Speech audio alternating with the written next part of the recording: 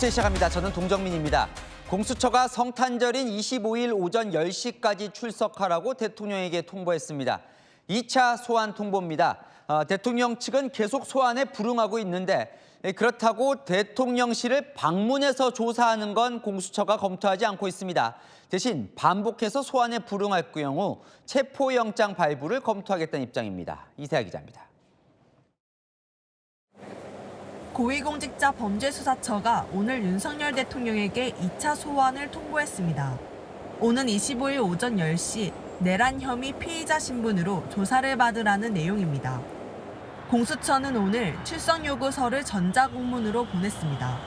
우편은 다음 주 월요일 대통령실과 관저에 도착할 것으로 예상됩니다. 윤 대통령은 관저에 머물며 변호인단을 구성해 수사와 탄핵 심판에 대비하고 있는 걸로 알려졌습니다. 공수처는 계속 출석 요구서 송달이 불발되더라도 윤 대통령이 정해진 날짜에 나오지 않으면 소환 불응으로 간주하겠다는 입장입니다. 같은 상황이 반복되면 체포영장 청구 가능성을 열어놓고 대책을 마련할 예정입니다. 수사진하고 협의해서 체포영장에 의하는 것이 가장 적법 절차에 합하다라는 결론을 내렸습니다. 다만 방문 조사는 염두에 두고 있지 않습니다. 한 공수처 관계자는 지금 방문 조사는 고려 대상이 아니라면서 윤 대통령이 출석을 절대 못한다고 하면 그때 검토할 일이라고 밝혔습니다.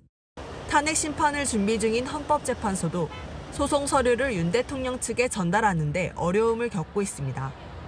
헌재는 오늘 공식 브리핑을 통해 지난 16일부터 탄핵 심판 접수 통지서 등 관련 서류를 송달했지만 윤 대통령에게 전달되지 못했다고 밝혔습니다. 탄핵 심판 첫 변론 준비 기일은 오는 27일로 예정돼 있습니다. 채널A 뉴스 이세아입니다. 대통령은 법적 책임을 회피하지 않겠다고 했었죠. 보신 것처럼 공수처가 성탄절 2차 소환 통보를 보낸 상황. 이 대통령 측 석동현 변호사에게 나갈 건지 물었더니 이런 답이 돌아왔습니다. 99% 출석하지 않을 거라고요. 이기상 기자가 이어갑니다. 윤석열 대통령이 오는 25일 공수처 2차 소환에도 불응할 전망입니다. 윤 대통령 측 석동현 변호사는 오늘 오전 윤 대통령이 조사를 받을 것이냐는 채널A 질문에 99%가 안 나갈 것이라고 밝혔습니다. 윤 대통령과 출석을 의논했냐는 질문에는 의논할 상황도 아니다. 대통령도 그런 생각을 할 것이라고 답했습니다. 석 변호사는 윤 대통령 변호인단 구성 실무 작업을 맡고 있습니다. 공수처는 당초 윤 대통령 변호인에게 출석 요구서를 보낼 예정이었습니다. 하지만 윤 대통령 측은 석 변호사를 포함해 변호인 선임계를 내지 않은 걸로 파악됐습니다. 수사기관이 출석 일정이나 조사 방식을 조율할 창구가 사실상 없는 겁니다. 머지않은 시기에 될 것이라는 정도만 말씀을 드리겠습니다. 그 머지않은 시기가 연내입니까? 그것까지는 제가 말씀을 못 드리겠습니다. 윤 대통령은 지난 12일 대국민 담화에서 수사에 적극적으로 맞서겠다고 밝혔습니다. 저를 탄핵하든 수사하든 저는 이에 당당히 맞설 것입니다. 저는 이번 계엄 선포와 관련해서 법적, 정치적 책임 문제를 회피하지 않겠다고 이미 말씀드린 바 있습니다. 윤 대통령 조사 일정이 계속 미뤄질 경우 비상계엄 수사는 해를 넘겨 계속될 가능성이 큽니다. 윤 대통령에게 계엄을 건의한 인물로 지목된 김용현 전 국방장관은 다음 주 내로 재판에 넘겨질 전망입니다. 채널A 뉴스 이기상입니다. 민주당은 대통령 측 석동현 변호사를 경찰에 고발했습니다. 윤 대통령이 체포에 채자도 꺼낸 적 없다고 했거나 예고하는 내란이 어딨냐 이렇게 내란을 부인한 발언들이 내란 선전 행위라는 겁니다. 우영기 기자입니다. 민주당이 윤석열 대통령 변호인단 구성을 돕고 있는 석동현 변호사를 내란 선전 혐의로 경찰 국수본에 고발했습니다. 오늘 오전 당 대변인이 석 변호사에 대한 고발을 검토하겠다고 밝힌 지 하루도 안 돼 고발장을 접수한 겁니다. 현재 벌어지고 있는 이 내란 사태가 마치 없었던 것처럼 하고 내란이 아닌 것처럼 말하고 있는 사람들은 고발 조치하도록 하겠습니다. 특히 석동현 변호사는 저희가 법률국의 검토를 거쳐서 고발하겠다는. 석 변호사는 어제 기자회견에서 윤 대통령이 국회의원을 체포하거나 끌어내라고 한 적 없다고 말했는데 이러한 발언 등이 내란 선전에 해당한다고 본 겁니다. 체포를 해라, 뭐 끌어내라 하는 그러한 용어를 쓰신 적은 없는 것으로 없다고 들었습니다. 대통령이 체포 체자도 얘기한 적도 없을 뿐만 아니라 민주당은 내란이 종료되지 않았는데 내란 행위를 정당화하는 건 명백한 내란 선전 범죄라고 주장했습니다. 그러면서 수사당국이 철저한 수사를 통해 내란을 선전한 죄책을 엄히 따지기 바란다고 촉구했습니다. 윤 대통령 탄핵 심판에서 검사 역할을 할 국회 탄핵소추단과 법률대리인단은 오늘 국회에서 첫 회의를 열었습니다. 수치인부재 윤석열은 양심부재의 윤석열입니다. 거대한 반격을 시도하고 있습니다. 이 도도한 역사의 물결을 뒤엎으려고 하고 있습니다. 민주당이 윤 대통령 탄핵 심판을 위한 진용을 갖춘 가운데 국회 차원의 내란 국정조사 출범도 속도를 낼 전망입니다. 채널A 뉴스 우현기입니다. 민간인 신분으로 이른바 롯데리아 회동을 하며 비상계엄 사전 계획을 짠 혐의를 받고 있는 이 인물에 관심이 쏠립니다. 노상원 전 정보사령관. 경찰이 노 전 사령관을 긴급 체포할 당시에 수첩을 확보한 것으로 취재됐습니다. 이 수첩에는 계엄 당시 국회와 선관위에 군부대를 보낼 계획이 적혀 있었습니다. 배준석 기자의 단독 보도입니다. 경찰 비상계엄 특별수사단은 지난 15일 노상원 전 정보사령관을 긴급 체포했습니다. 당시 경찰은 노 전 사령관이 거주지인 경기도 안산의 점집을 압수수색했는데 이곳에서 노 전 사령관의 수첩과 휴대전화 등을 확보했습니다. 안산에 위치한 한 점집입니다. 이곳은 노 전 사령관의 자택이기도 한데요. 현관문에는 모범 무속인이라는 명패가 걸려 있고 북어와 술처럼 국가 제사 때 쓰이는 무속용품들이 가득합니다. 경찰이 확보한 노 전 사령관의 수첩에는 국회와 선거관리위원회 등 비상계엄 당시 군부대가 배치된 목표지가 적혀 있고 어디에 어떤 부대를 보낼지 군부대 배치 계획이 적혀 있었던 걸로 전해졌습니다. 실제 계엄 선포 당시 국회에는 특수전사령부와 수도방위사령부, 방첩사령부가, 선관위에는 정보사령부와 공수여단 등이 배치됐습니다. 경찰은 이 수첩을 노 전 사령관과 김용현 전 국방장관이 계엄을 사전 준비한 주요 증거로 보고 있습니다. 노 전 사령관이 계엄령 포고문 초안을 작성했을 뿐 아니라 군배치 등의 계획을 직접 챙긴 것으로 의심하고 있는 겁니다. 이 메모를 토대로 비상계엄 계획안이 짜여진 것인지도 조사할 계획입니다. 경찰은 오늘 구속된 노 전 사령관을 추가로 불러 조사했습니다. 채널A 뉴스 배준석입니다. 노상원 전 정보사령관을 주축으로 한 이른바 롯데리아 회동. 지금까지 알려진 계엄 이틀 전 외에 계엄 당일에도 있었던 것으로 드러났습니다. 경찰은 그날 CCTV까지 확보했는데요. 어떤 모습이었을지 서창우 기자의 단독 보도로 이어갑니다. 비상계엄이 선포됐던 지난 3일 낮. 노상원 전 정보사령관은 경기도 안산의 롯데리아에서 군 관계자들과 한 번 더 모였습니다. 채널A 취재 결과 이 자리엔 노 전 사령관과 국방부 조사본부 수사본부장 출신 김모 전 대령과 국방부 조사본부 출신 장교 1명, 또 다른 국방부 장교 1명 등 모두 4명이 참석한 걸로 파악됐습니다. 수사기관에서 필요한 수사가 지금 진행되고 있거든요. 과연 그 자리에 갔는지 또 어떤 배경으로 갔는지 이런 것들이 좀 확인이 돼야 될 것이고. 경찰은 이들의 회동 모습이 담긴 CCTV 영상을 확보했습니다. 영상 속 노 전 사령관은 주로 참석자들에게 무언가를 설명하고 나머지 참석자들은 수첩에 노 전 사령관의 말을 받아 적고 있는 것으로 전해졌습니다. 경찰 특별수사단은 당시 회동에 전현직 국방부 조사본부가 참석한 만큼 이들이 체포조 운영 계획을 논의했을 가능성을 두고 조사하고 있습니다. 국방부 조사본부는 비상계엄 당시 국회 체포조의 인력을 파견했다는 의혹을 받고 있습니다. 경찰은 이날 회동에 참석한 김 전 대령에 대해 구속영장을 신청했습니다. 김 전 대령은 지난 2013년 있었던 국군 사이버사령부의 댓글 공작 사건으로 기소돼 전역한 것으로 알려졌습니다. 채널A 뉴스 서창우입니다. 계엄 이틀 전인 1일 롯데리아 모임에서 무엇이 논의됐는지 진술도 속속 나오고 있습니다. 그날 회동에 한 참석자는 선관위 직원들을 계엄 다음 날 강압적으로 통제하는 방안을 검토했었다며 사죄했습니다. 케이블 타이나 마스크 2권 사용도 검토했었다고요. 강병규 기자입니다. 비상계엄 이틀 전 노상원 전 정보사령관과 롯데리아에서 만나 비상계엄 사전 논의를 한 걸로 알려진 문상호 정보사령관. 구속 전 피의자 신문을 위해 법원에 출석했습니다. 햄버거집에서 노 전 사령관이랑 어떤 지시 받으셨는지 어떤 내용 논의하셨나요? 당시 롯데리아 회동에는 노 전 사령관과 문상호 당시 정보사령관 외에도 정보사 소속 정모대령, 김모대령이 참석했습니다.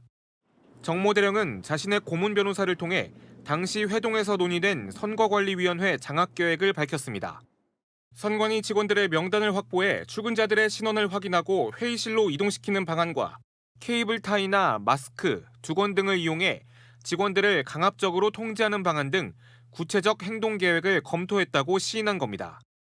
앞서 정보사 요원들이 선관위 직원들을 무력으로 제압해 수도방위 사령부 비원 벙커로 납치하려 했다는 의혹이 제기된 바 있습니다.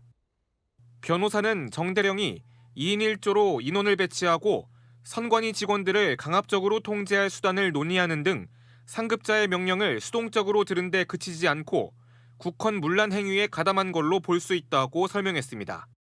그러면서 정 대령이 잘못을 인정하고 책임지겠다며 사과의 뜻을 밝혔다고 전했습니다. 채널A 뉴스 강병규입니다. 민주당이 비상계엄 선포 당시 노상원 전 정보사령관이 가담한 불법 비밀 계엄 실행 조직이 있었다는 의혹을 제기했습니다. 노 전 사령관도 민간인인데 현직뿐 아니라 전직까지 참여한 비밀 실행 조직이 있었다는 겁니다. 이른바 롯데리아 회동 4인방이 주축으로 전현직 군인 70명 규모로 구성됐다는 주장입니다. 안보겸 기자입니다. 더불어민주당 내란 진상조사단은 12.3 비상계엄을 대비해 신설한 정보사 불법 수사단이 있다는 의혹을 제기했습니다. 공식 명칭은 정보사 수사 2단으로 전체 규모는 대략 65명에서 70명 가량으로 보입니다. 소위 롯데리아 내란 4인방, 즉 노상원, 문상호 기획에서 실행까지 하는 수사 2단장은 구삼회 육군 2기갑의 단장으로 부단장은 방정환 국방부 정책기획 차장으로 지목됐습니다. 민주당은 이들 밑에 각각 20여 명의 정예 요원으로 구성된 1, 2, 3대가 구성됐다고 주장했습니다. 이들이 실제 내란 불법 실행 조직이라는 주장입니다. 추미애 단장은 노상원 전 정보사령관을 핵심 인물로 꼽았습니다. 조직 수계는 김용현으로 보이고 김용현은 노상원을 통해서 임무를 하달하였고 노상원은 조직 관리 및 임무를 전달하는 역할을 한 것으로 보입니다. 민주당 진상조사단은 이들이 불법 조직인 만큼 반국가 단체를 구성한 국가보안법 위반 혐의로 즉각 수사해야 한다고 주장했습니다. 이른바 롯데리아 회동 멤버인 문상호 정보사령관은 침묵했습니다. 제2수사단 만들었다는 얘기도 있던데 혹시 어떻게 구성하셨는지. 문 사령관의 구속 여부가 결정되면 수사 2단에 대한 수사에도 속도가 붙을 전망입니다. 채널A 뉴스 안보겸입니다. 네, 비상계엄 선포 당시 군이 일반 실탄 외에 특수탄인 HP형도 가져간 것으로 확인됐습니다. 전방위로 발사되고 고통도 커서 국제조약상의 사용 금지 무기로 지정돼 있는데요. 군은 대테러 부대가 출동하면 들고 가는 기본 무기라고 반박했습니다. 이상원 기자입니다. 추미애 민주당 의원실에서 입수한 수도방위 사령부 12월 3일 탄약일지입니다. 슬러그탄 할로포인트형 30발을 가져나왔다고 적혀 있습니다. HP형 탄환은 탄두 끝이 꽃처럼 펼쳐져 전방위로 발사돼 많은 사람에게 피해를 끼칠 수 있는 특수탄입니다. 인체 내에서 팽창해 상처가 더 크게 나며 고통을 주는 탄환으로 알려졌습니다. 국제조약에선 HP탄 사용을 전쟁 범죄로 규정해 금지하고 있습니다. 중요 시설을 파괴할 수 있는 C4 폭약과 섬광폭음 수류탄 등도 가져갔습니다. 이제 산탄이 되면서 인근에 위치하고 있는 다른 인원들에게도 피해를 입힐 수 있고요. 끔찍한 고통과 더불어 심각한 어떤 부상을 입힐 수 있기 때문에 극도의 공포감을 조성시키고 하지만 군 관계자는 HP탄은 대테러 부대의 출동 준비 기본 탄약이라고 반박했습니다. 또 국가 간 전쟁 시에만 HP탄 사용이 금지된다며 대테러 작전이나 국내 치안에는 제한 없이 사용 가능하다고 설명했습니다. 채널A 뉴스 이상원입니다. 비상계엄 사태에서 계엄군 체포 명단에 이재명 대표에게 무죄를 준 판사가 있다 없다 논란이 일었죠. 유력 인사 체포 지시자로 지목된 여인영 방첩사령관은 부인하고 있습니다. 반면 지시를 받았다는 조지호 경찰청장, 어제 경찰 조사에서 체포 명단에 판사가 있었다고 진술했습니다. 공태현 기자입니다. 조지호 경찰청장이 어제 경찰 조사에서 김동연 부장판사가 체포 명단에 있다고 진술한 것으로 전해졌습니다. 김 판사는 이재명 민주당 대표 위증교사 혐의 1심을 맡아 지난달 무죄를 선고했습니다. 그동안은 조 청장 변호인이 판사 체포 계획 의혹을 제기했는데 이번엔 본인이 직접 지시를 받았다고 밝힌 겁니다. 반면 체포 지시 혐의를 받고 있는 여인영 방첩사령관은 총 14명의 명단을 인정하면서도 김 판사 체포는 인정하지 않고 있습니다. 실제 검찰이 작성한 여사령관 영장 청구서에도 계엄 당일 방첩사 수사단장에게 체포를 지시한 건 총 14명이었고 김 판사는 기재되지 않았습니다. 장관께서 직접 명단을 불러주셨다. 네.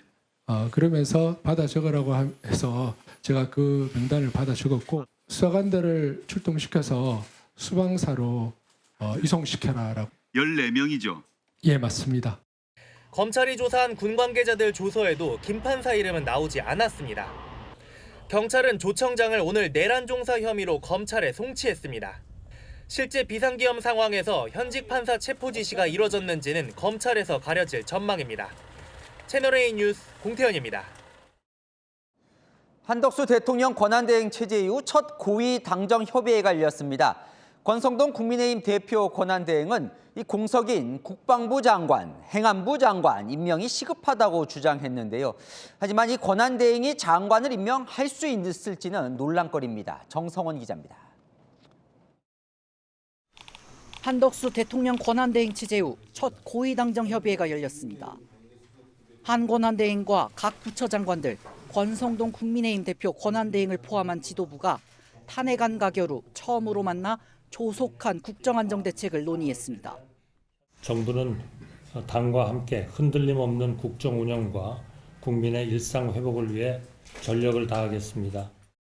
권 권한대행은 한 권한대행에게 먼저 국방부와 행정안전부 장관 임명이 시급하다고 전했습니다. 안보와 치안 유지가 국정 회복의 첫 걸음이라는 각오로 두 장관에 대한 임명을 조속히 결단해 주시기를 부탁드리겠습니다. 12.3 계엄 사태 이후 김용현, 이상민 장관이 사퇴하면서 두 부처 모두 수장이 공석입니다. 권 권한대행은 주요 군 지휘관들도 자리를 비워 안보가 불안하고 연말 인파 관리나 재난 대비에 만반의 준비가 필요하다고 주장했습니다. 그러면서 대통령 권한대행의 권한 행사 범위와 기준은 헌정수호라며 국방과 치안이 헌정수호의 토대라고 임명 근거가 있다는 점을 강조했습니다. 한 권한대행은 별다른 답변을 하지 않은 것으로 전해졌습니다.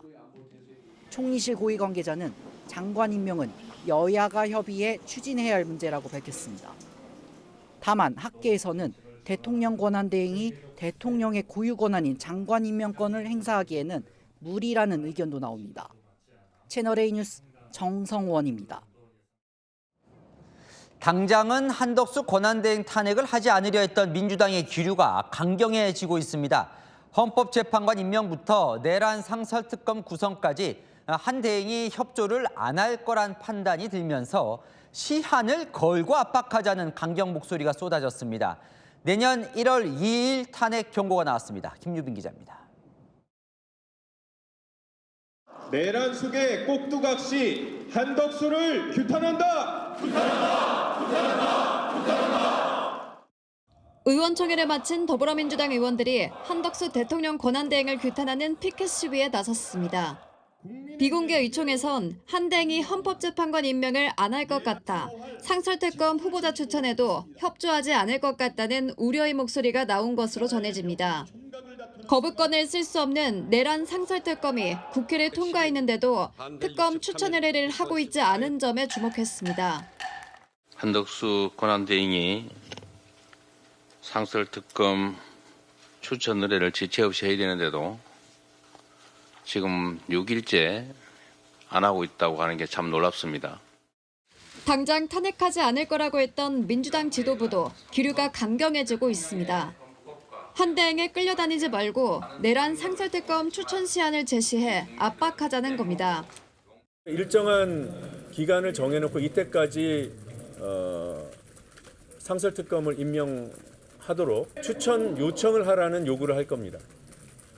그것이 조기 탄핵 여부에 중요한 바로미터가 될 것이다. 김승원 민주당 법사위 간사는 한대행이 상설특검 구성에 협조하지 않을 경우 다음 달 2, 3일 본회의를 열어 탄핵을 추진해야 한다고 주장했습니다. 총리실 측은 여러 의견을 들으며 충분히 검토하고 있다고 밝혔습니다. 채널A 뉴스 김유빈입니다. 미국 정부가 한덕수 권한대행 체제 지지 의사를 명확히 했습니다. 고위급 간의 대면 소통의 뜻도 밝히면서요. 한국의 민주주의 절차에 힘을 실어주는 모양새입니다. 서주희 기자입니다. 커트 캠벨 미 국무부 부장관이 현지 시각 어제 한덕수 대통령 권한대행 체제에 대한 지지 의사를 밝혔습니다. We fully support his interim role. 비상계엄 사태 속에서 한국이 헌법적 절차를 통해 어려운 시기를 관리했고 한덕수 권한대행이 과거 주미대사를 맡은 바 있어 미국에서도 잘 알려져 있다는 겁니다. 특히 다음 달 20일 도널드 트럼프 미국 대통령 당선인의 취임 전 한국 정부와의 고위급 대면 외교도 예고했습니다. We plan on high-level engagement, in-person engagement with EROK appropriately in due course during the last weeks of the Biden administration. 미 국무부는 현지 브리핑에서도 한국이 민주적 회복력을 보여줬다면서 양국의 철통 같은 동맹을 지지한다고 강조했습니다. We'll continue to be ready to work with acting President Han and the ROK government. 다만 트럼프는 아직까지 한국 관련 언급을 전혀 하지 않고 있어 트럼프 취임 이후에도 한미 외교가 안정적으로 유지될 수 있을지는 불투명하다는 지적이 나옵니다. 채널A 뉴스 서주입니다. 국민의힘이 국회의장과 야당이 제안해온 국정협의체에 참여하기로 결정했습니다. 취재를 해보니 우원식 국회의장과 한덕수 권한대행 그리고 여야 원내대표가 참여하는 그림을 검토 중입니다.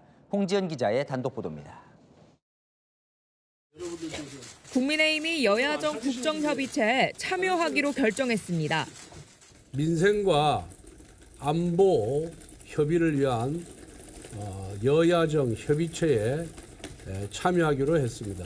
국회의장이 최초로 제안했고 국회의장하고 협의 과정에서 참여하기로 했다는 말씀을 드립니다. 여당은 협의체에 여야 당대표가 아닌 원내대표가 참여해야 한다는 입장인 것으로 전해집니다. 한덕수 대통령 권한대행과 우원식 국회의장, 여야 원내대표로 구성돼야 한다는 겁니다. 이재명 민주당 대표도 국정협의체 구성을 요청했었습니다. 이름, 형식, 내용 어떤 것이어도 상관없습니다. 신속하게 결단하고 함께해 주시길. 당 관계자는 실질적인 민생 이야기를 하는 여야정 협의체가 되어야 하는데 정치 선전처럼 비춰져선 안 된다는 게 권 대표의 생각이라고 했습니다. 앞서 당 의원총회에서도 이 같은 협의체 구성을 밝히고 일임을 받은 것으로 알려졌습니다. 또 국민의힘은 국회의장이 제안한 국회의원 해외 파견단에도 참여하기로 했습니다. 오늘 고위당정 협의에서 야당만 갈 경우 정부에 대한 비판 여론만 해외에 전달될 수 있다는 우려를 공유한 것으로 전해집니다. 채널A 뉴스 홍재인입니다. 네, 탄핵안이 넘어간 헌법재판소 근처에서는 매일같이 찬반 집회가 열리고 있습니다. 문제는 교육시설과 가까운 위치라는 건데요. 학생들이 각종 소음과 욕설에 노출되고 있습니다. 강보인 기자가 취재했습니다. 평일한 낮 광화문 한복판은 연일 집회로 시끄럽습니다. 연사 욕설은 기본입니다. 지금 도처에 이 빨갱이들이 간첩 배신자들이 윤 대통령의 탄핵 재판을 맡는 헌법재판소 부근도 집회 소음은 마찬가지입니다.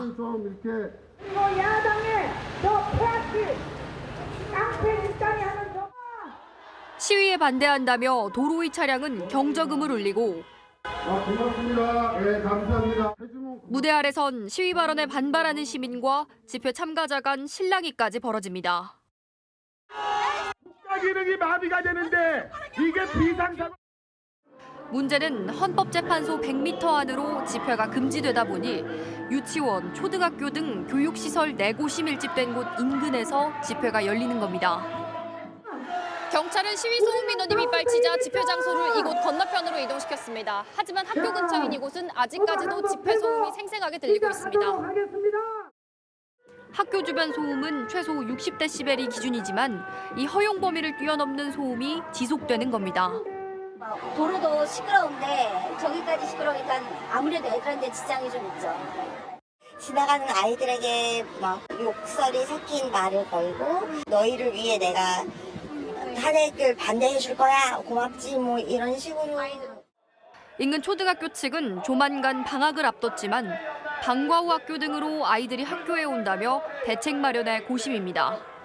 그러나 집회 주최 측은 내년 1월 초까지도 시위를 강행할 계획으로 헌법재판소 인근을 중심으로 집회 소음은 계속될 걸로 보입니다. 채널A 뉴스 강보인입니다. 크리스마스에 경북 구미에서 열리는 가수 이승환의 콘서트를 놓고 보수단체들이 취소하라며 반발하고 있습니다. 이 씨 측은 강행하겠다며 맞서고 있는데요. 김대욱 기자입니다. 구미시청 앞에 현수막들이 내걸렸습니다. 크리스마스에 열리는 가수 이승환 씨의 순회 콘서트를 취소하라는 겁니다. 보수단체들은 윤석열 대통령 탄핵 소추안 의결 하루 전날인 13일 이 씨가 탄핵 촛불 집회 무대에 나온 걸 문제 삼고 있습니다.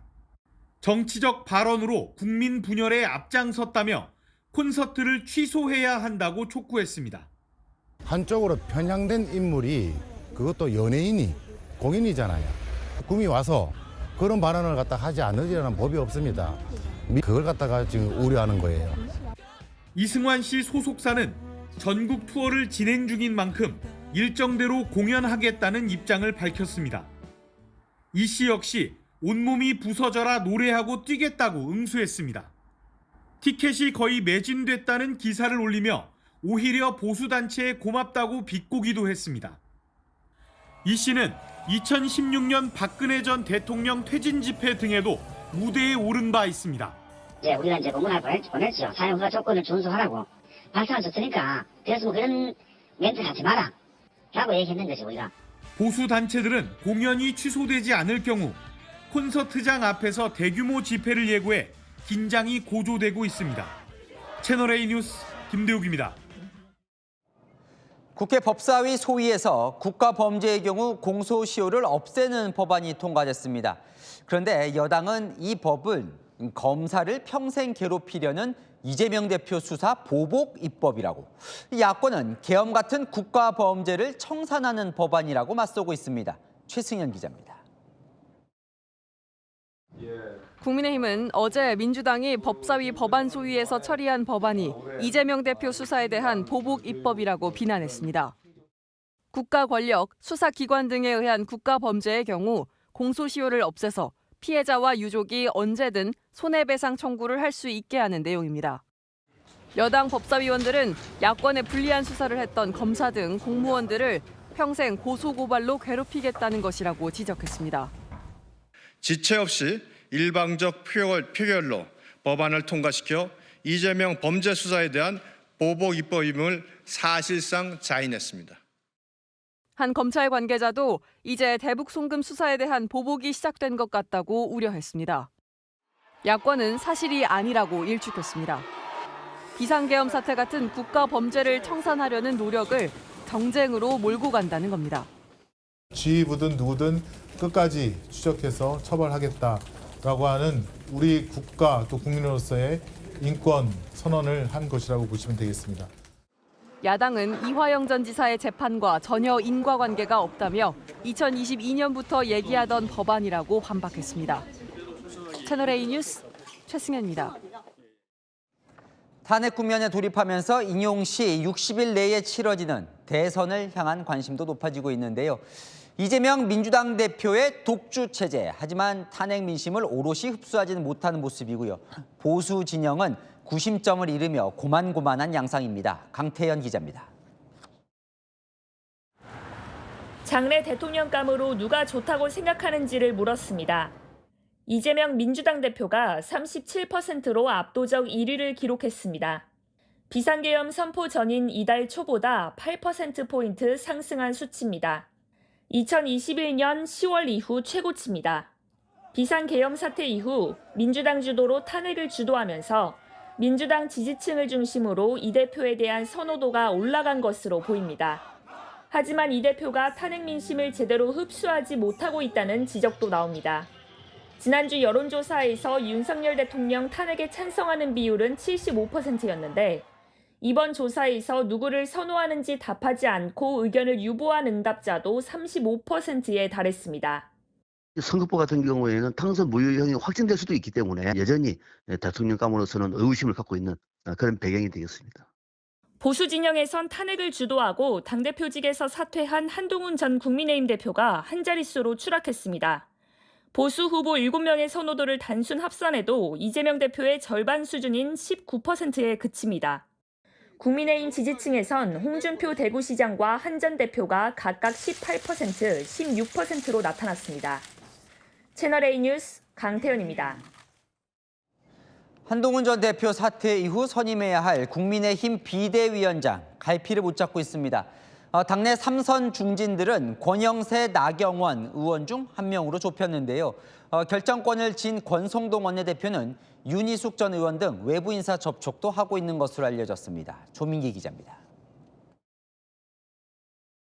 안녕하세요. 어느 분이 모셨나? 수고하십니다. 여기인가? 자, 어서 오세요. 국민의힘 재선, 3선, 4선 의원들은 비대위원장이 권성동 원내대표와 투톱 체제를 이루는 게 좋다는데 의견이 모였습니다. 마이크도 원 마이크보다 투 마이크가 낫다. 투톱으로 가는 게 맞다.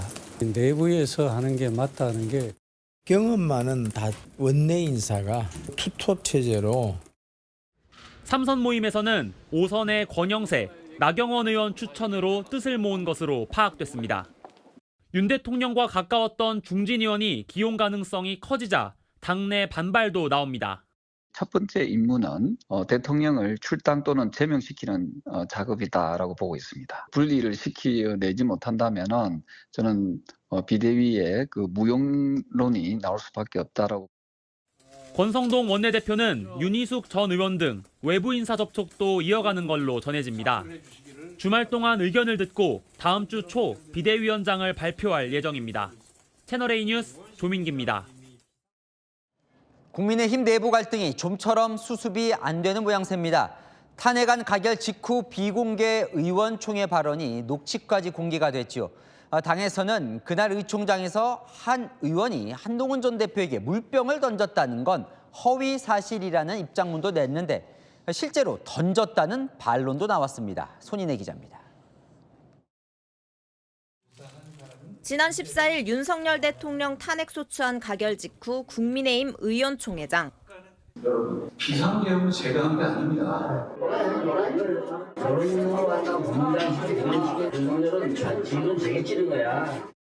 격앙됐던 당시 비공개 의총 발언이 그대로 공개되자 당 지도부는 유출 책임부터 따졌습니다.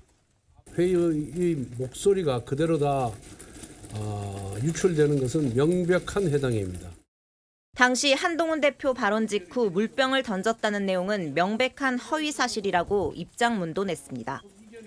이상휘 미디어특별위원회 위원장은 모 의원이 격한 감정을 이기지 못하고 물병을 자기 자리에서 내쳤을 뿐이라고 했습니다. 하지만 일부 의원들의 전언은 달랐습니다. 한 의원은 채널A에 모 의원이 한 대표에게 덤벼들려다 다른 의원이 말리니 자리에 돌아와서 욕을 하며 물병을 한 대표 쪽으로 패대기 친 뒤 대성통곡한 걸 직접 봤다고 했습니다. 또 다른 의원도 한 대표 쪽으로 물병을 던진 건 사실이라고 했습니다. 탄핵에 찬성한 초선 김상욱 의원은 한 언론 인터뷰에서 집단 따돌림 등 탄핵 찬성 이후 지저분한 괴롭힘을 겪고 있다고 밝혔습니다. 당 관계자는 이 정도면 당 해체하거나 해산해야 하는 게 아니냐는 말이 나올 정도라고 전했습니다. 채널A 뉴스 손인혜입니다. 내일 새벽 중부지방을 중심으로 많은 눈이 내립니다. 일부 지역에는 대설 예비특보가 발효됐는데요. 눈이 그치면 한파가 닥칠 전망입니다. 취재기자 연결합니다. 이현영 기자, 날씨 어떻습니까? 네, 저는 지금 광화문 사거리에 나와 있는데요. 아직 눈은 내리지 않고 있고 추위도 심하지 않습니다. 하지만 오늘 밤부터는 날씨가 돌변합니다. 눈구름 영향권에 접어든 서해안부터 조금씩 눈발이 날리고 있는데요. 서울 수도권을 포함한 전국은 오늘 밤늦게부터 본격적으로 눈이 쏟아집니다. 특히 중부와 전북 동부 지방엔 내일 새벽부터 오전 사이 시간당 1에서 3cm의 많은 눈이 내릴 전망입니다. 기상청은 경기 남부와 강원, 충북, 전북 일부 지역에 내일 새벽을 기준으로 대설 예비특보를 발표했습니다. 내일까지 수도권과 경기 북서부는 1에서 5cm, 경기 남부와 북동부는 3에서 8cm, 강원 중남부와 전북 동부는 3에서 10cm의 많은 눈이 예상됩니다. 울릉도와 제주 산지엔 모레까지 최대 30cm의 폭설이 예고됐습니다. 주말 오전 나들이가 많은 만큼 월동 장비를 갖춰 차량 운행에 나서야 하고 항공기 운항 차질도 있을 수 있는 만큼 이용객들은 사전에 정보 확인이 필요합니다. 내일 오후 눈이 그친 뒤 일요일부터는 다시 강추위가 몰아칩니다. 기상청은 모레 최저 기온이 내일보다 5에서 10도 정도 훅 떨어질 것으로 내다봤습니다. 서울은 영하 7도, 체감 기온은 영하 12도까지 떨어집니다. 강원 철원과 대관령 등 일부 지역은 영하 13도로 체감 기온은 영하 20도까지 떨어질 전망입니다. 지금까지 광화문 사거리에서 전해드렸습니다. 도심에서 단돈 1,000원으로 여가를 즐길 수 있는 곳, 주말을 앞두고 서울광장 스케이트장이 문을 열었습니다. 현장으로 가보겠습니다. 김단비 기자, 시민들이 많이 왔습니까? 네, 개장 첫날인데도 참 많은 시민들이 이곳에 모였습니다.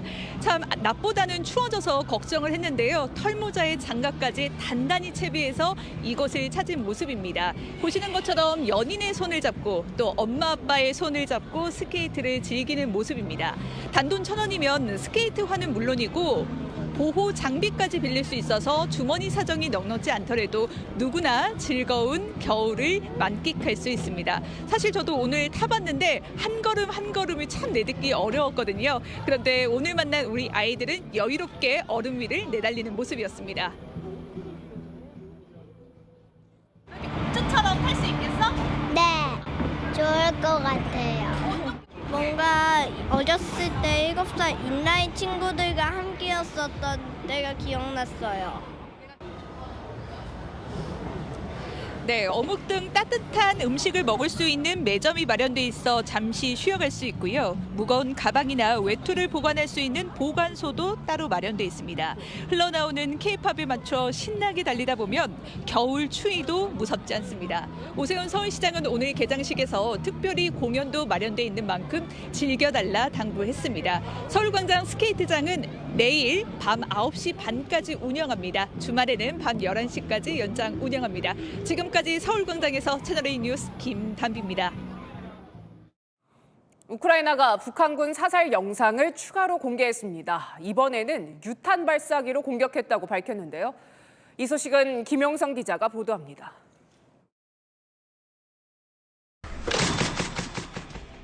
MK19 자동 유탄 발사기가 연발로 유탄을 발사합니다.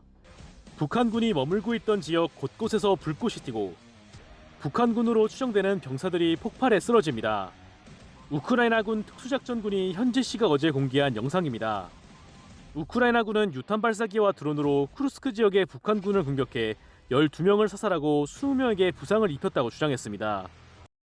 Знаходять їх практично всіх з російськими паспортами, з документами Російської Федерації.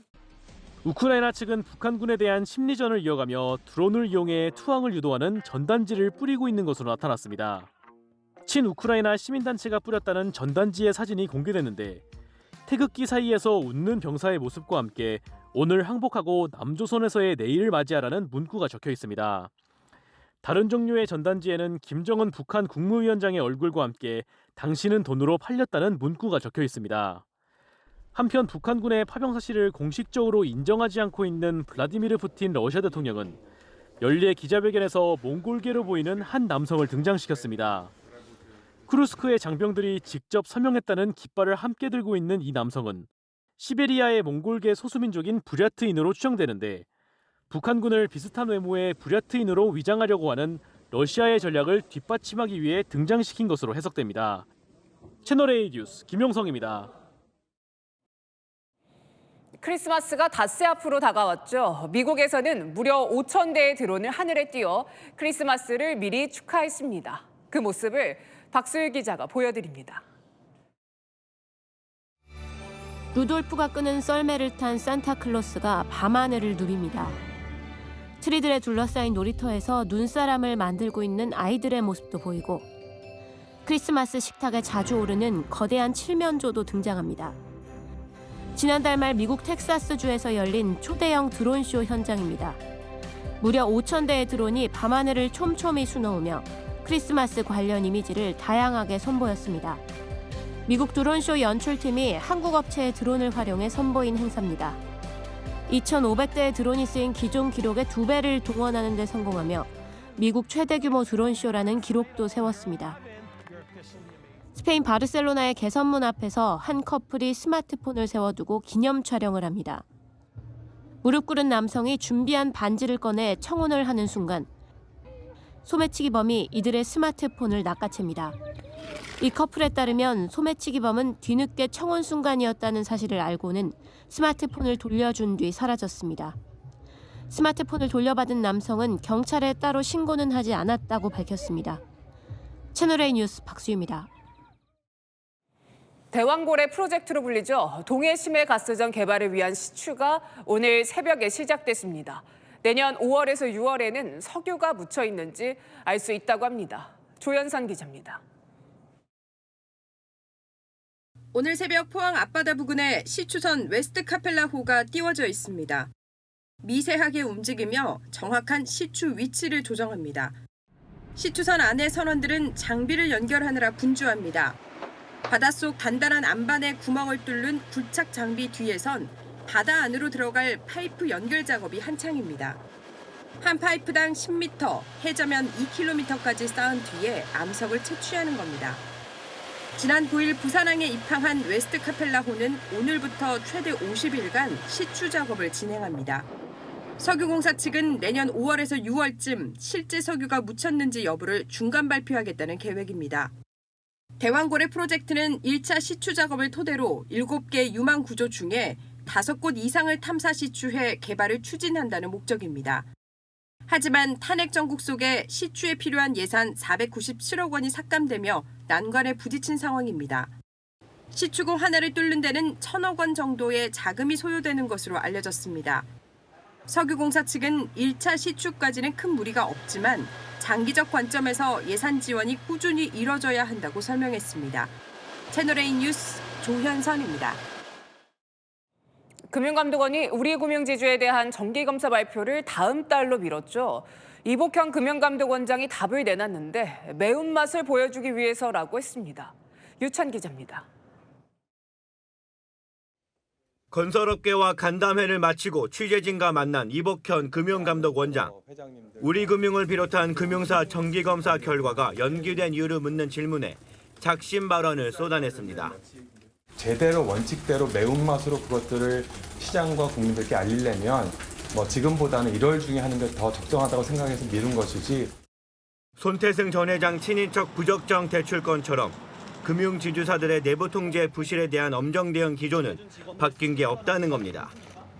이 원장은 또 파벌주의에서 비롯한 문제들이 임종영 우리금융 회장을 비롯한 현 경영진 체제에 여전히 남아있다고 비판 수위를 높였습니다. 파벌주의 문제라든가 파벌주의에 기인한 여신 등 자산운용상의 어떤 난맥상 이런 것들이 현 회장 행장님 체계 하에서도 그것들이 크게 고쳐졌다고 저는 그렇게 보고 있지 않기 때문에 금융당국의 전방위적 압박 속에 우리금융은 오늘 우리카드 등 자회사 6곳의 대표를 교체했습니다. 앞서 연임이 불발된 조병규 은행장을 포함해 임기 만료를 앞둔 자회사 7곳 대표가 다 바뀐 겁니다. 우리금융 관계자는 조직 쇄신 의지를 반영한 인사라고 설명하면서도 이 위원장의 발언에 대해서는 말을 아꼈습니다. 채널A 뉴스 유찬입니다. 네, 승용차가 갑자기 담벼락으로 돌진해서 3명이 다쳤습니다. 지병 때문에 호흡곤란 증상이 나타난 50대 남성. 병원에 가려고 운전대를 잡았다가 운전 도중 의식을 잃었습니다. 최다함 기자의 단독 보도입니다. 서울 은평구의 한 골목길.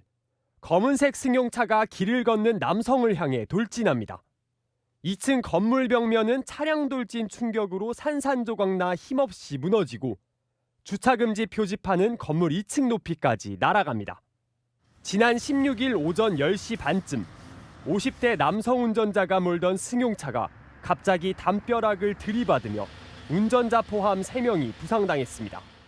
꽝 하면서 와 큰일 났다 싶어서 딱 나가니까 사람 여기에서 한 명 누워있고 그리고 여기 동승자분 노부부님은 여자분은 문 열고 나가시고 평소 신장투석을 받던 운전자는 집에서 호흡곤란 증상이 나타나자 직접 운전해 병원을 가려 했습니다. 하지만 운전 도중 호흡곤란이 심해져 의식을 잃고 건물 외벽을 들이받은 겁니다. 아내인 동승자 50대 여성과 80대 남성 행위는 생명에는 지장이 없는 걸로 파악됐지만 운전자는 아직 의식불명 상태입니다. 경찰은 남성이 의식을 되찾는 대로 정확한 사고 원인을 조사할 계획입니다. 채널A 뉴스 최다함입니다. 성혜란 기자와 여랑야랑 시작합니다. 첫 번째 주제 보겠습니다. 요즘 화제 인물 노상원 전 정보사령관인데 정말 역술인이에요? 네, 노 전 사령관 이 민간인 신분으로 사전에 계엄을 설계했다 이런 의혹을 받고 있죠.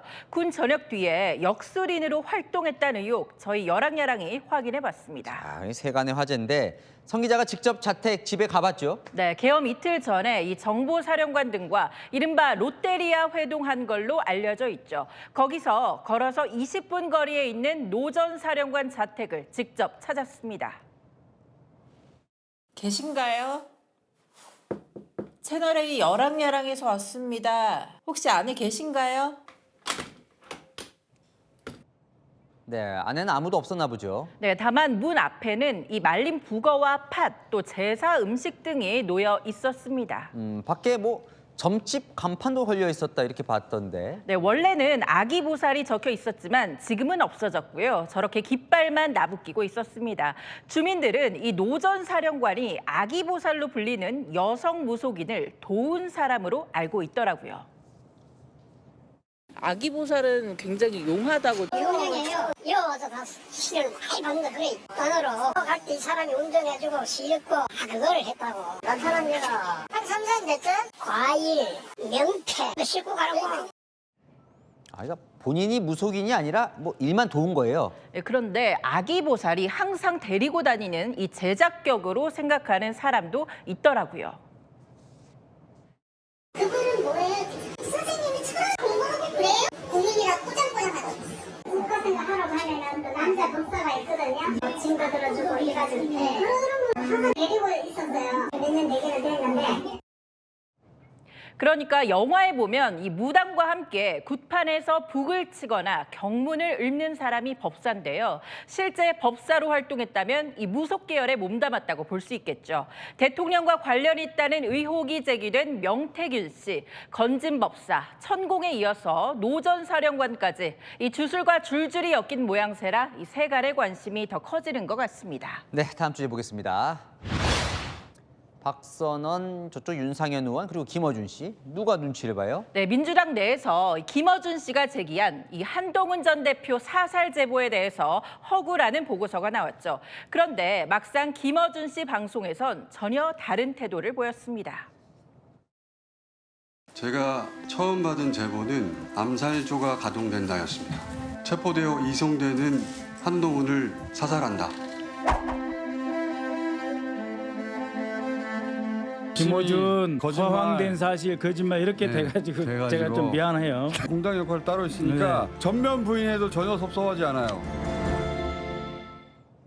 보고서는 그제 나왔었죠? 네, 보고서 내용도 수정이 됐습니다. 기존에는 김 씨의 주장이 판단 유보나 신빙성 낮음으로 평가됐지만 현재는 가능성 배제 안 한다고 바뀌었죠. 그런데 곧바로 바뀐 거네요, 내용이. 네, 여당은 이 상황 두고요. 이 김어준 씨의 눈치를 살피는 야당의 모습이 가관이라고 했는데요. 민주당은 노상원 전 사령관이 합리적 행위자가 아니고 음모론에 심취한 사람이기 때문에 다시 분석을 한 거라고 했습니다. 네, 주제 하나 더 보겠습니다. 자, 유인촌 문화체육관광부 장관인데요. 무슨 얘기일까요? 진짜 모습? 네, 유 장관 개엄 후에 이 정부 대변인 자격으로 대통령을 두둔하는 호소문을 발표하는가 하면 어제는 돌연 죄송하다며 고개 숙였죠. 어떤 게 진짜 유 장관의 모습이냐는 질문이 나온 겁니다. 윤석열과 비슷한 그런 흐름의 호소문하고 비상계엄 선포 전부터 고위공직자가 연속적으로 탄핵 소추되면서 정상적인 국정 운영을 하는 것이 어려웠습니다. 사과를 하던 장관의 모습하고 이런 상황에 대해서 국무위원회 한 사람으로서 국민 여러분께 사죄한다는 말씀을 드리도록 하겠습니다. 둘 중에 어느 쪽이 진짜 장관입니까? 사과하는 제 모습이 제 모습이죠. 그러니까 사과하는 게 자기 모습이고 두둔하는 건 정부 대변인 자격이었다 이런 말 같네요. 네, 맞습니다. 이 자리에 떠나면 더 자유롭게 말하겠다고도 했는데요. 비상계엄 선포 전 국무회의에는 출석 통보를 받지 못해서 못 갔다고 했습니다. 하지만 야당의 추궁은 이어졌습니다. 내 북동 교수님이 되는 거 아니에요?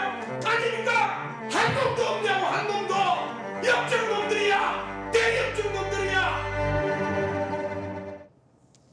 윤석열 정부 장관들 그 어느 때보다 참을 것도 책임질 일도 늘어난 것 같죠. 네, 지금까지 열한야랑이었습니다. 네, 무려 25년째 선행을 이어가는 얼굴 없는 천사. 올해도 어김없이 찾아와 8천만 원이 넘는 돈을 놓고 갔는데요. 지금까지 기부한 돈이 10억 원이 넘습니다. 공국진 기자입니다.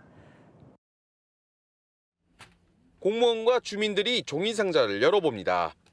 상자엔 황금색 대지저금통과 5만 원권 지폐 뭉치가 담겨 있습니다. 얼굴 없는 천사가 놓고 간 기부금입니다. 해서 8,3만 8,850원을 주셨습니다. 노성동 주민센터에 중년 남성의 전화가 걸려온 건 오전 9시 26분쯤. 인근에 주차된 차량 아래 성금이 든 상자를 뒀다고 한 뒤 전화를 끊었습니다. 뉴스로만 접하시던 분에 대한 걸 직접 전화로 받다 보니까 되게 생경하고 놀라웠던 것 같습니다. 상자에 들어있던 편지엔 소년소녀 가장들에게 따뜻한 한 해를 보내라는 덕담이 적혀 있었습니다. 얼굴 없는 천사는 지난 2000년을 시작으로 25년째 선행을 이어오고 있습니다. 올해까지 기부한 기부금은 10억 4천여만 원에 달합니다. 지난 2019년엔 6천만 원이 든 상자가 도난당하는 우여곡절도 있었지만 선행을 멈추지 않고 있습니다. 천사가 25년째 나타났던 것은 아직도 대한민국이 따뜻한 나라다. 대한민국의 희망을 봐왔고 노성동 천사는 영원히 지속될 것이라 확신합니다. 기부금은 도움이 필요한 주민들에게 전달될 예정입니다. 지역 주민들은 천사의 선행을 본받자는 의미에서 매년 10월 4일을 천사의 날로 부르며 불우이웃 나눔 행사를 하고 있습니다. 채널A 뉴스 공진입니다. 영화 속에서 범죄자들을 주먹 한 방에 쓰러뜨리는 마동석 배우. 복싱을 알린 공로로 명예단증을 받습니다. 장치혁 기자입니다. 흉기를 휘두르는 상대도 잔혹한 살인을 서슴지 않는 폭력배 우두머리도 혼자야? 아직 싱글이야. 마동석 주먹의 썩은 고목처럼 픽픽 쓰러집니다. 호쾌한 한방 액션에 권선징악이 명확한 이 영화는 4개 시리즈가 제작돼 극장에서만 4천만 명 넘게 관람했습니다. 대한복싱협회는 복싱 대중화에 기여했다며 마동석 씨에게 명예단증을 수여하기로 했습니다. 마동석 씨가 받게 되는 명예단증은 7단. 세계 챔피언급 복싱 경력이 20년 이상에 해당합니다. 복싱협회가 명예단증을 주는 건 마동석 씨가 처음입니다. 복싱을 늘 운동하는 그런 스타일이기 때문에 우리가 볼 때는 선수급 이상입니다. 아이고, 한 방 맞으면 인간한 사람은 기절하죠. 중고교 때부터 30여 년간 복싱을 해왔다는 마동석 배우. 180cm 가까운 키와 100kg의 근육질 체구에서 나오는 펀치는 영화 속 주인공 못지않습니다. 종합격투기 UFC 챔피언 출신 페레이라와의 펀치 대결에서도 압도적인 파워를 자랑합니다. 최근에는 복싱 체육관도 직접 운영하며 링에서 스파링 상대도 해주고 있습니다. 복싱협회는 다음 주 월요일 마동석 씨에게 직접 명예단증을 수여합니다. 한국 복싱이 침체를 겪고 있는 가운데 대중화에 큰 도움이 될 것이란 기대입니다. 채널A 뉴스 장치혁입니다. 지금 서쪽 곳곳에 내리고 있는 눈은 늦은 밤 서울 등 중부지방과 전북으로 확대됩니다. 내일 아침이면 경북과 전남에도 내리겠고요. 오후에 차츰 그치겠습니다. 고비는 내일 새벽부터 오전 사이입니다. 특보 수준으로 강하게 퍼붓겠습니다. 양도 무척 많겠습니다. 울릉도와 독도에 최대 30cm, 제주 산간에 15cm, 전북에 10cm, 경기와 충북에 8cm가 예상되고요. 서울 등 그 밖의 지역에도 5cm가 쌓이겠습니다. 바람도 강하게 부니까요. 눈보라에 주의하셔야겠습니다. 한편 내일은 추위가 쉬어가겠고 모레부터는 다시 한파입니다. 영하 7도 안팎까지 뚝 떨어지는 데다 바람이 체감 기온을 더 낮추겠습니다. 내일 서울은 영하 1도, 춘천 영하 3도에서 시작되겠고요. 대구 0도 등 오늘보다 1에서 4도 높겠습니다. 성탄절까지 큰 추위가 이어지겠고 눈 예보 없습니다. 날씨였습니다. 대통령 권한대행과 국회의장 그리고 여야가 참여하는 국정협의체 다행히 만들어질 걸로 보입니다. 해야 할 일이 참 많지요. 이참에 정치권에 협치의 싹도 함께 트기를 기대해 봅니다. 마침표 찍겠습니다. 협치 전화위복 뉴스에 마칩니다. 감사합니다.